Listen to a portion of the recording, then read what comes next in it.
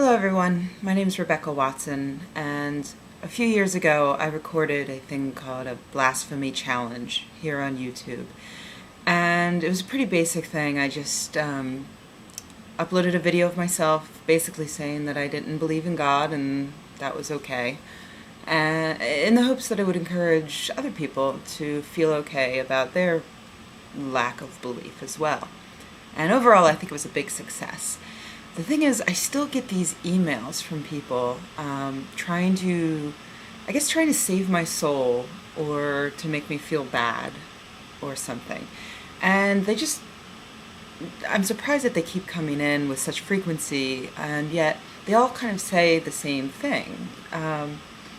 They just sort of rehash the same fallacious arguments over and over again. So I thought it might be prudent if I started recording videos addressing these emails, and that way, you can come up with different things to say to me if you, in fact, are a believer who wants to save my soul or make me feel bad. Nobody likes repetition. So here, I'll just do, two to start, I think. So the first one comes from Barney AJ, and he says, "Hello. First of all, you can't compare God and a unicorn together. A unicorn didn't die for you or wake you up this morning. Every knee shall bow and every tongue, I think that means tongue, shall confess." Amen. I don't know if his name is Amen or if he meant to say amen, but yeah. So thanks for the email, Barney AJ. He's referring to, in my blasphemy challenge, I may have mentioned that I don't believe in God or unicorns. And the thing is, you can compare them, Barney, because while God may differ from a unicorn in many ways, in a lot of ways they're the same, because, for instance, some people believe they exist, and some people, like myself, do not. See, God and unicorn are both mythical creatures.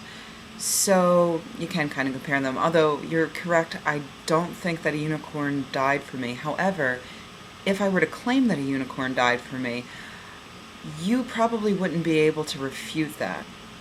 I have just about as much evidence that a unicorn died for me as you have that a god died for you. Only mine probably makes more sense because I don't think unicorns are immortal like gods are. Therefore, by definition, the unicorn could die and the god can't. So, point for the unicorn. And as for waking me up this morning, no, the unicorn did not do that. Neither did God. That was actually my cell phone. It's got a little alarm on it, and it wakes me up every morning. So, thank you for the letter, though. And the second one that I'd like to talk about is from Den Big Castle, is his username, and he says, "I do not understand who or what you are challenging. The law of the land is weak and will not answer, blah, blah, blah." Let's get to the point of his letter, which is this anecdote. He says, "There was an unbeliever in the 18th century who challenged God in the open air in front of crowds. 'God, if you are there, strike me dead on the spot.' And of course he did not, so the unbeliever thought he had won. One day as he went home from the open-air meeting, a small fly bit him and he died soon after. So who do you think won the challenge? Beware, don't play with fire, leave the playground and grow up." Thank you for the message. You see, that's not actually very convincing because that's what's known as an anecdote. You could have made that up. There's no proof that any of that happened. For instance, I could make up an anecdote that went something like this.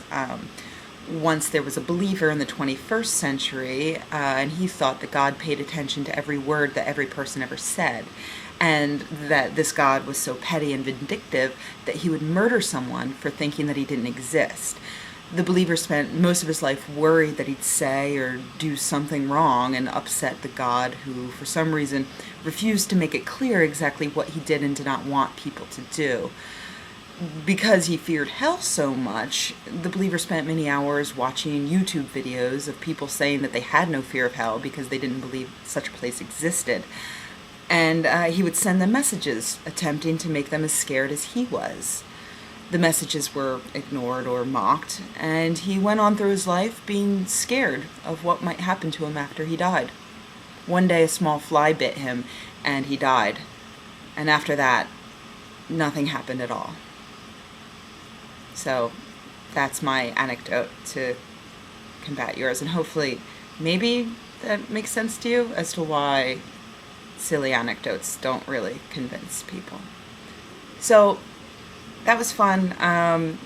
I'll try to address more messages in the near future. I'd like to do this on a regular basis because I do get a lot, and I understand that you took the time to write these, and you could probably appreciate, knowing exactly what does and does not work when you're trying to convert a skeptic into a believer.